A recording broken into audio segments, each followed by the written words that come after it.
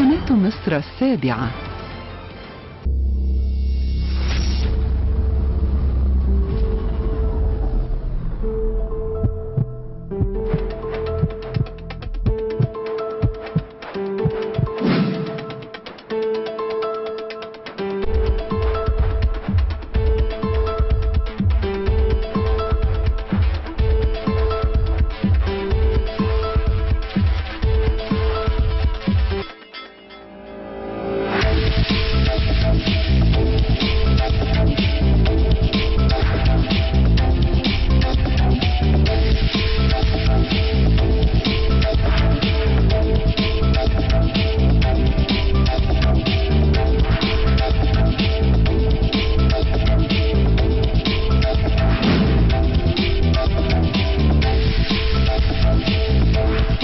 مشاهدينا الكرام، الشعب المصري منذ فجر التاريخ بيتميز بالترابط والتماسك بين كل فئات المجتمع التي أتت من الغرب، التي أتت من الشرق، العرب، البادية، الكل على قلب رجل واحد بيعمل تحت مظلة الدولة. مشاهدينا الكرام، النهاردة انتقلنا مع حضراتكم إلى قرية طوخ الخيل بمحافظة المنيا. هنتعرف على حياة البادية والتحكيم العرفي اللي بيجري داخل بعض البيوت الكبيرة والقصور الكبيرة اللي بتجمع كل هؤلاء العائلات داخل هذا التحكيم العرفي. مشاهدينا الكرام، تابعونا وحلقة مميزة جدا من قرية طوخ الخيل بمدينة المنيا.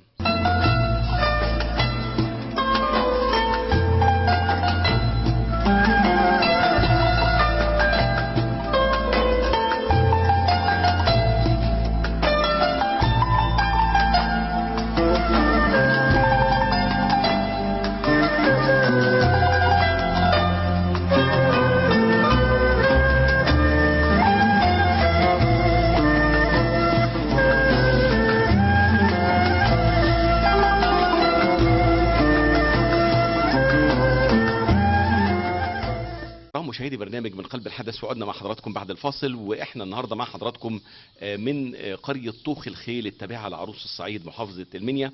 هذه القرية اللي لها تاريخ كبير جدا وتاريخ عريق منذ الفتح الإسلامي لمصر، والقبائل اللي استقرت في هذا المكان وما زالت حتى يومنا هذا لها تاريخ وليهم باع طويل جدا في القبائل العربية والتحكيم العرفي.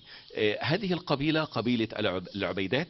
النهاردة مع حضراتكم من بيت الشاهين بالتحديد وكبار هذه العائلة. بيسعدنا وشرفنا ان يكون معنا شيخ العرب زكريا احمد سالم الشاهين. اهلا بيك يا شيخ العرب. اهلا وسهلا، الحمد لله على السلامه. شرفتونا. ربنا يخليك يا رب، واهلا بيك معانا ودايما منورنا ان شاء الله. الله يبارك فيك، ربنا ما يحرمنا منكم. ربنا يخليك. وايضا بيسعدنا مشاهدينا الكرام ان يكون معانا العمده عبد النعيم ياسين الشاهين. طبعا نقول احد برضو رموز هذه القريه. اهلا بيك معانا. اهلا بيك وسهلا، يا مرحبا، شرفتونا ونورتونا في هذا القرية.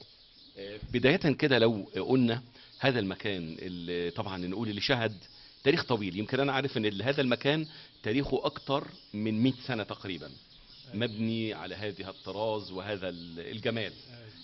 تقول لي كده تاريخ هذا البيت وهذه العائله. التاريخ، البيت دوا بناه ابراهيم باشا حسن ابو خالد ادروسي برضو، واحنا الوالد اشتراه منه من ابنه محمد بيه خالد، يعني اخوال ابويا برضو الادروسه حرابي، هم هو والعبادات اخوات، والحاس برضو البراحسه والفؤاد، كلهم دول اخوات اولاد ايه حرب، 5 ولاد حرب. والقرية دي يعني كان العمدة فيها كان في التحكيم، كان بيدعي في محافظات ونجوع وقرى في أي مكان، وكان مضى في التحكيم أكثر من 65 سنة، وهو مات على 93 سنة ولسه ميت 2017.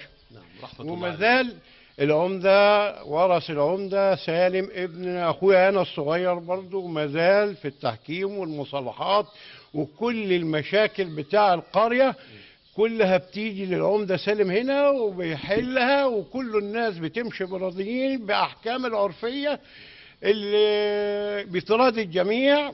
الأحكام العرفية طبعا بياخدوا شيكات على بعض وإقرارات شرط جزائي للاعتداءات، اللي يعتدي على الثاني شرط جزاء ويكون فيه 2 شهود، وياخدوا شيك على الطرف ده وعلى الطرف الآخر لحين التعدي، واللي يطلع عليه الحج بيدفع يديله الشيك. إن ما دفعش في نفس الميعاد في نفس الميعاد ليه الحج ان هو يتعامل بالشيك مع الشرطه والقضاء. بالظبط كده، تمام يا حضره العمده.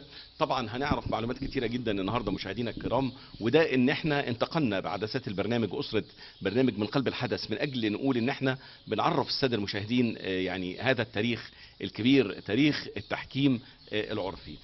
طبعا الخبره الكبيره واكثر من 80 سنه، ربنا يديله الصحه والعافيه، وفي التحكيم اكثر من 65 سنه في هذا المجال، العم شيخ العرب زكريا سالم الشاهين. عمنا قول لي انت، قالوا لي ان انت اكثر من 65 سنه وانت في التحكيم العرفي. والله دي عملية وراثة عن أبويا وجدي وإخواتي، يعني كل البيت في التحكيم وفي الرضا بين الناس. ودي يعني تعتبر وراثة ورثينا عن جدودنا للمصالحة بين الناس، وده ربنا بيدي الصواب الكبير جو فيه. بالظبط كده. يمكن عرفت من مواصفات المحكم ان هو بيكون قوي وبيكون امين وبيكون كريم. شوف صلى على رسول الله. احنا لما بنيجي نحكم قبل كل حاجة نمضي ده وده على شيكات. يا اخوانا انتوا راضيين على كده؟ راضيين.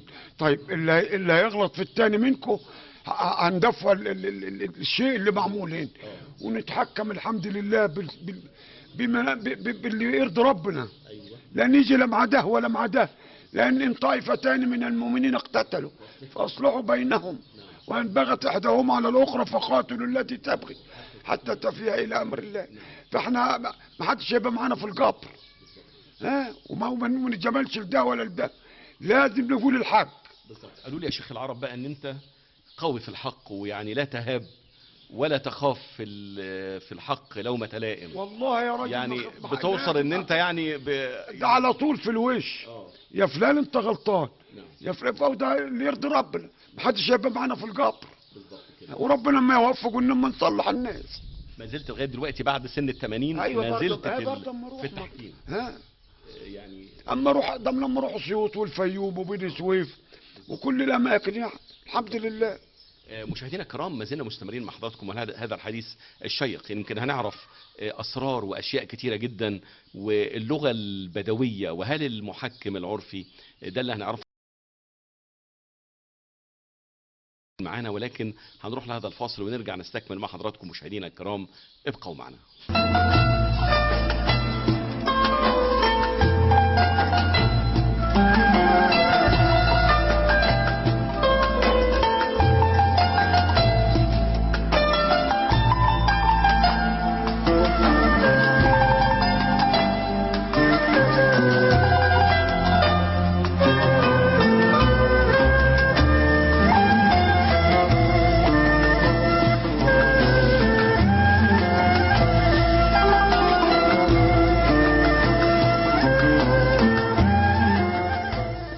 مشاهدينا الكرام، مشاهدي برنامج من قلب الحدث، عدنا مع حضراتكم بعد هذا الفاصل، وكنا بنتكلم مع شيخ العرب زكريا سالم الشاهين عن التاريخ وعن قوة المحكم العرفي، وقد ايه ان هو كلمته تكون مسموعة، لان هو بيكون راضي الطرفين الخصوم نفسهم بيكونوا الاثنين بيرتضوا بما يحكم به. العمدة عبد النعيم، هل لابد ان الطرفين المختصمين يكونوا راضيين بالمحكم؟ طبعا ده لازم شرط اساسي. اول حاجه يكونوا راضيين بالتحكيم والمحكم. نعم. بداية التحكيم ده بيخش وبيفدي الناس من دماء. نعم. من دماء، يعني هيتقاتلوا ويبقى فيه دماء. التحكيم العرفي ده بيفدي الدماء دي. اما يبقى فيه ناس متقاتلين ومتخاصمين على دم ويخش فيهم التحكيم العرفي، يوفقهم الله للصلح. تمام. ويتراضوا على دية او على شيل كأفن. تمام. على دية او على شيل كفن، ويطردوا على هذا الاساس.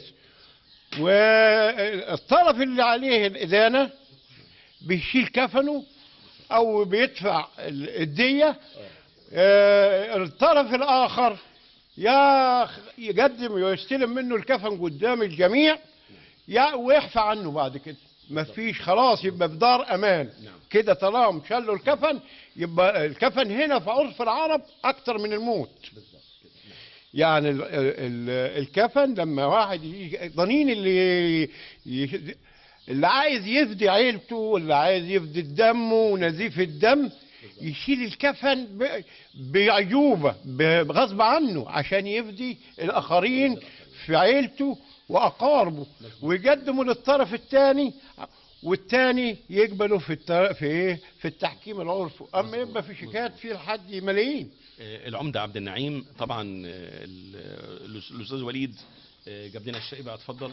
ونقول الطرفين لما بيجوا عند، يعني أنا ببقى جاي مثلا وعارف ان الشيخ العرب هيحكم عليا، ممكن يحكم عليا بملايين، ورغم كده انا برتضي وبجلس في هذه الجلسه. بياخد قبل اي حاجه بناخد امضاء منهم للشيكات، عشان الحكم لما يبقى قاسي محدش يحترض. ايوه، يبقى كل واحد يقبل بالوضع اللي هو اتحكم عليه. بيكون في استئناف؟ لا، ما فيش استئناف، ما فيش خلاص، ده حكم نهائي، ما فيش لا استئناف ولا معارضه. اي الاستئناف والمعارضه ان هي يبقى فيه شرط جزائي، ويبقى فيه ناس شهود عليها على الواقعة الجديدة اللي بعد الحكم العرفي. فيه ناس جديدة بتشهد على الواقعة دي على الشرط الجزائي، ان ده غلط فيا وده غلط قدام فلان وفلان، بيجي يطبق عليه الشرط الجزائي. مظبوط. شيخ العرب، قبل ما نروح بقى لضيوفنا، انا عارف ان في ضيوف كتير جدا النهارده يشرفونا مشرفينا، سواء من الشاهين، من العبايده، من بلاد تانية جنبنا، كله النهارده جاي عشان يقعد معاك. الله يبارك. كلمه بقى توجهها لكل الساده المشاهدين كده، وعشان بقى نختم مع حضرتك اللقاء. ربنا بركه رسول الله يعمر بيوتهم ويجعلهم في الخير، وده عمليه صواب كبير. ده اللي وفق اتنين ربنا سبحانه وتعالى يديله من خيراته، فده ان شاء الله عمل خير ونستمر فيه. والشباب دي لازم تولف على العمليه دي وتمشي تبع الناس اللي مشيت قبليهم، وربنا يوفق بركه رسول الله. لازم ننهج نفس النهج. وطبعا نقول دايما اللي بيشفع شفاعه حسنه مشاهدينا الكرام بيكون له نصيب منها. فطبعا مشاهدينا الكرام النهارده معنا ضيوف كتيره جدا، هنروح لهذا الفاصل ونرجع لباقي ضيوفنا ونستكمل مع حضراتكم. ابقوا معنا.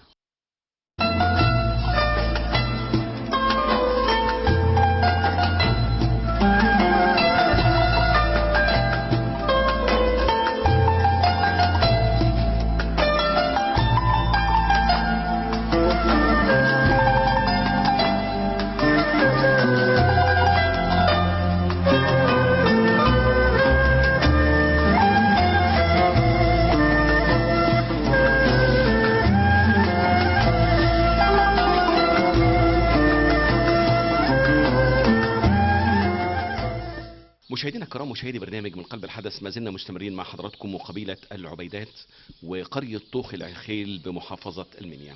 مشاهدينا الكرام، يمكن التساؤل اللي كتير جدا بيتساءلوه وبيطرح نفسه في هذا المجلس، هل اللهجة البدوية هي الأساس ان الشخص ده يكون محكم عرفي ونقبل بيه كمحكم عرفي، ولا ممكن يكون يعني شخص عادي جدا ومتعلم وعنده كل الصفات فهنقبل بيه؟ ده اللي هنعرفه مع حضراتكم من خلال ضيوفنا الكرام. معانا باحث البادية الدكتور عبد الغفار العبيدي، باحث في القبائل العربية. اهلا بيك معانا يا دكتور. اهلا وسهلا بحضرتك، وشرفتنا في ديوان ابناء عمي عائلة الشاهين العبيدات، الحاج عبد النعيم وعم الحاج زكريا في قرية طوخ الخيل. اهلا بيك يا فندم. وبيسعدنا ويشرفنا ان يكون معانا الاستاذ عيد شواطي الجبالي، مراقب على لجان مجالس التحكيم وشيخ من شيوخ العرب. اهلا بيك يا شيخ. اهلا بيك يا استاذ مجدي، واهلا ببرنامجك، نشكر قبيلة العبادات وبيت الشاهين على هذه الاستضافة الكريمة. ربنا يخليك يا رب. السؤال اللي انا طرحته، هل اللهجة البدوية هي شرط ان نقول ده محكم عرفي او ده مش محكم عرفي؟ حضرتك الحلقة دي لها خصوصية مهمة جدا كانت بتشغلني من فترة طويلة. ان قرية طوخ الخيل يسكنها حوالي 12 عائلة ولها حوالي 14 تابع. ال 12 عائلة اللي فيها تتكلم لهجة غير بدوية، مع ان معظمها ان لم يكن كلها من ابناء القبائل العربية، يتكلموا كلهم اللهجة. لكن لما جم لمصر ذابوا في اهل مصر، ذابوا وتحدثوا اللغة المصرية باللغة المصرية، بحيث ان محيط بيهم قرى بتتكلم نفس اللهجة. فاللي جه طبعا الهجرة كانت من شمال افريقيا من ليبيا وبرقة، فلما جم هنا لقوا اللهجة دي هي السائدة، فاتكلموا نفس اللهجة بتاع الناس الموجودة في المكان. ولا يشترط ان يكون المحكم العرفي يجيد اللهجة البدوية، ولكن لو احنا رجعنا الى الخلف هنلاقي من لغاية اخر القرن الثالث الهجري كان القبائل العربية في مصر موجود فيها 244 قبيلة وبطن. ده لغاية نهاية القرن الثالث الهجري. يعني سنة 300 هجرية سنة 300 هجرية. ال 244 قبيلة وبطن إلى أين ذهبوا؟ كلهم طبعا بالكامل سكنوا في قلب الوادي.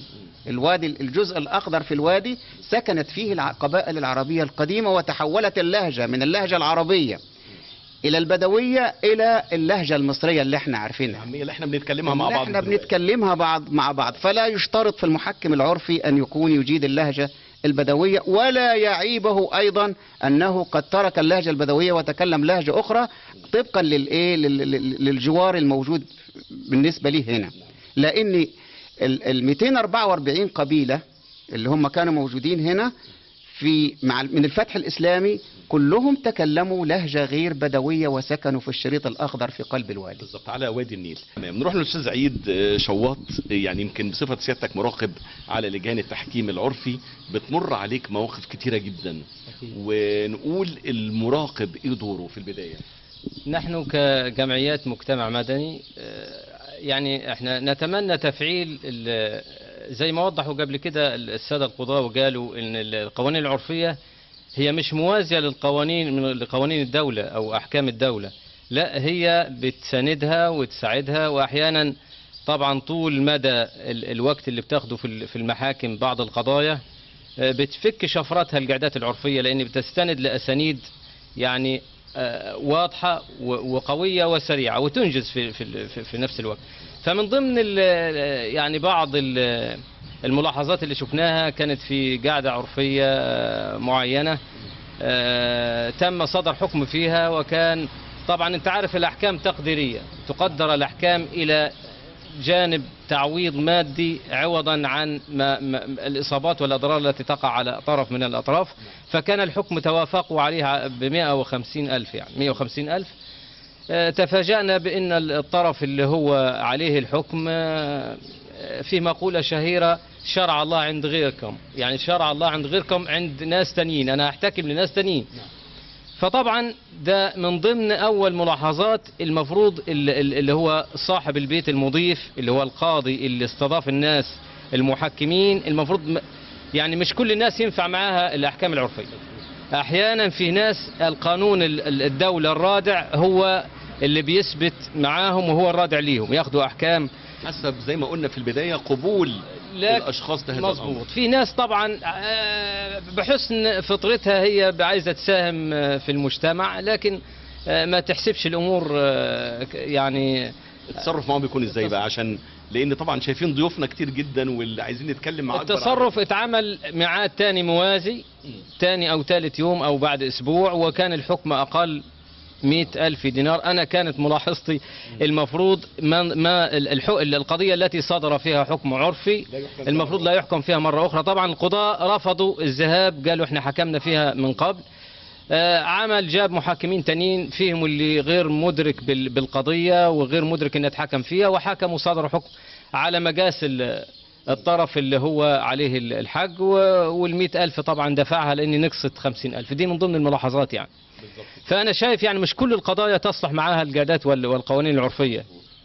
شيخ العرب بشكرك جدا. شكرا بك يا أستاذ مجدي، وشكرا للمضيفين قبيلة العبادات بيت شاهين، وشكرا لأسرة البرنامج المحترمين. مشاهدينا الكرام، ما زلنا مستمرين مع حضراتكم وحديثنا الشيق عن الأحكام العرفية والقبائل العربية والبحث في البادية. هنستكمل معاكم مع ضيوف آخرين، ابقوا معنا.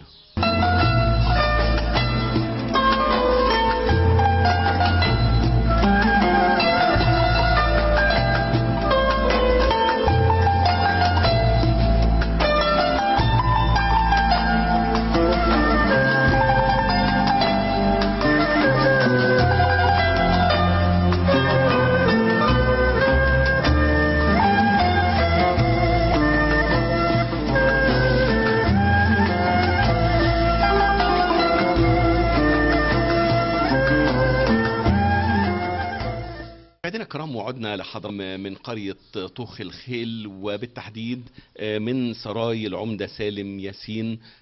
نقول هذا التاريخ العريق في التحكيم العرفي، وهذا المجلس والمشهد اللي على مدار مئات السنين شهد العديد من العائلات والعديد من الجلسات. طبعا ذكريات كبيرة جدا بنسترجعها مع حضراتكم النهاردة. ويسعدنا وشرفنا مشاهدينا الكرام ان يكون معانا شيخ العرب ابراهيم توني احمد. اهلا بيك معانا يا شيخ العرب. يا مرحب يا مرحب بيك، شرفتونا وشرفتوا المنيا وشرفتوا طوخ بالذات. الله يسلمك. الله يسلمك. ومرحب بيكم. انت اللي شرفتنا. وبيسعدنا صلى الله عليه وسلم ان يكون معنا الشيخ العرب محمود يحيى الشاهين، هو احد المراقبين على لجان مجالس التحكيم. اهلا بحضرتك. اهلا وسهلا بحضرتك يا فندم، تشرفنا بحضرتك. طبعا بنشكركم على هذه الاستضافه في هذا السراي اللي نقول بيمثل تاريخ اكثر من 100 سنه. حصل. نعم. اولا يشرفنا ويسعدنا بهذا اللقاء، وشرفتونا قبل اي حاجه في قريه طوخ الخيل التابعه لمركز ومدينه المنيا. اشكرك جدا. ونقول المراقب يعني نقول ادوار متعدده، اهم دور ليه ايه؟ اولا بسم الله الرحمن الرحيم، والصلاه والسلام على اشرف المرسلين سيدنا محمد. اما بعد، اولا اقدم تحيه عامه لكل ابناء الحرابي، ابناء قبيلتي على مستوى جمهوريه مصر العربيه، كما اقدم التحيه الخالصه لابناء العم الشاهين العبيدي بقريه طوخ الخيل ومحافظه الفيوم، وكل ابناء العم اللي يسمعونا ويشاهدوا هذا اللقاء. اولا المراقب على التحكيم العرفي بيراقب اللجنه التحكيميه بما ينص. يعني مثلا بنكون مراقبين مع المحكمين حتى إذا وجدنا بعض الأخطاء بنراقبها وفي داخل الجلسة المغلقة مع المحكمين. التحكيم العرفي بيبدأ من بسم الله الرحمن الرحيم. أولا التحكيم العرفي بيبدأ من المحكم أن يكون له 3 صفات. الصفة الأولى أن يكون قوي، والقوي الذي يبنى عليها الشخصية، لأن لا يصح لمحكم عرفي أن يكون محكما وله وذو شخصية ضعيفة حتى يستمع له البعض. رقم 2 أن يكون المحكم يعني له صفات العرب، وهي الصفات الأولى الكرم، لأن طبعا المحكم العرفي لا ينال إلا طبعا أي حد بيكون عنده في بيته جلسة عرفية، طبعا الكرم ومجلس الضيافة وكل الأمور، وهذا ما عرف عنه العرب منذ نعم. الخدم. نعم يا فندم. نعم.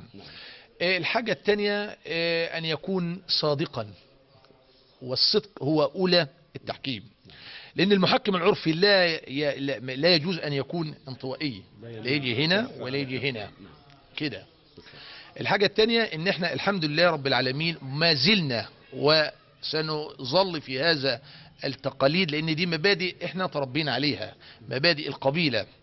احنا هنا في قرية طوخ الخيل الحمد لله رب العالمين موجود فيها بعض العائلات وبعض القبائل العربية، ويمكن الأغلبية عرب في قرية طوخ الخيل، ولكن هي تختلف اللهجة، لأن اللهجة انقرضت مع بعض القبائل اللي لما عاشت طبعا في الوضع خارج القبائل العربية. يعني احنا هنا جينا في قرية طوخ الخيل طبعا يعني يعتبر في الشريط الأخضر خارج الزمام البدوي اللي هو طبعا ايه القائم على كل التقاليد، وطبعا ما خرجش بره عندكم هنا نقول المياه والكهرباء، طبعاً. ترعة سري، نقول قريبين جدا كمان مشاهدينا الكرام من المدينة. هرجع لحضرتك مرة تانية، ولكن بنروح لشيخ العرب العم إبراهيم توني أحمد. تقول لي كم سنة وانت في هذه القرية؟ انت من مواليد طوغ الخيل. انا من مواليد طوغ الخيل وجدودي، واصلا طوغ الخيل مبنيه على جدودي. تمام. قبيله الحاسه هم اللي وقبيله الدروسه وقبيله العبيدات دول عيال عمنا، واحنا عايشين فيها، وجت علينا ناس وجت علينا ناس، وكل واحد ليه تاريخ معانا نعرفه. بس بالنسبه للضربه للميعاد العرفي، الميعاد العرفي ما اسموش ميعاد عرفي، اسمه ضربة ولاد علي يا دكتور. يا سلام. ضربة ولاد علي. ايوه ايوه نعم بالظبط. اسمها التحكيم العرفي بدأ من ولاد علي، اسمه ضربة. لما واحد بيقول انت عليك حق عرب يا أيوة. حاج مثلا، هو ده حق العرب دوت؟ لا، حق العرب لازم يقعدوا. ان كان عايز يسامح في حق العرب يسامح، لكن عايز يقعده هيقعده وياخد حقه، وبرضه شايف الانسان اللي قدامه ده ضعيف وغلط يرجعوه له برضه. بالظبط كده. ومن عفا واصلح أجره فاجره على ايه؟ الله. على الله سبحانه وتعالى. طبعا نقول تاريخ طويل جدا استاذنا، يعني نقول يعني كل عندكم قصص وعندكم اشياء، نقول لو عايزين برامج كثيره جدا. من ضمن البرامج ومن ضمن المسلسلات، يعني اولا مش هنقول مسلسلات، لا هنقول على الواقع. انا كان عندي عمي رحمة الله عليه الحاج ياسين محمد سالم، وكان جدي عمر سالم عبد العال، وكان عمي ياسين رحمة الله عليه سعى في التحكيم العرفي اكثر من 65 سنة. ده العمر القائم على التحكيم العرفي. كان بيحضر تحكيم في بني سويف، وكان في الفيوم، وفي القاهرة، وفي مطروح، وفي أسيوط، وفي سوهاج، وتعلمنا منه. كان مدرسة نتعلم منها التاريخ. ولكن نحمد الله سبحانه وتعالى حمدا كثيرا انه يعني خلفا كبيرا بالعمدة سالم ياسين. طبعا العمدة سالم قائم بكل ما كان يقوم به العم الكبير للقبيلة كلها، العمدة ياسين رحمة الله عليه. وعم ياسين كان يعني ما كانش عمدة او كان كبير بس، لا ده كان من اكبر مشايخ الحرابي، وكان اسم علم. بالظبط كده. انا اعرف ان كانت ناس بتيجي من جميع انحاء الجمهورية تحتكم في هذا البيت، هذا السراي اللي احنا موجودين فيه. نعم حصل. وطبعا يعني الحمد لله رب العالمين ما زلنا وسنظل على هذا التحكيم وعلى هذه المبادئ العربية اللي احنا اتولدنا عليها الى قيام الساعة ان شاء الله. ان شاء الله طبعا. هذا البيت قائم. بس في نقطة يعني انا احب اوجهها للسادة المشاهدين. في بعض الناس بتختلف على التحكيم العرفي، يقول لا يا عم انا مش هقعد، انا على اخر ايام انا هقعد وادفع ومش عارف ايه. لا، التحكيم العرفي يعرقل عجلة سفك الدماء. يعني ربما تكون في مشكلة، هذه المشكلة إذا تطورت بتصل إلى الدم وتصل إلى القتال والصقر. لا، إحنا بنحاول بقدر الإمكان بنقسم نفسنا مجموعات حتى نسيطر على هذه المشكلة، وبنلجأ إلى السرايا عند العمدة سالم، وبيكون هنا التحكيم النهائي يصلحوا بينهما. نعم. ده شعار كل المجالس العرفية. مشاهدينا الكرام، بشكر جدا ضيفي الكريم شيخ العرب محمود يحيى شاهين، بشكرك جدا. بشكر شيخ العرب إبراهيم توني أحمد. مشاهدينا الكرام، ما زلنا مستمرين مع حضراتكم، تابعونا بعد هذا الفاصل.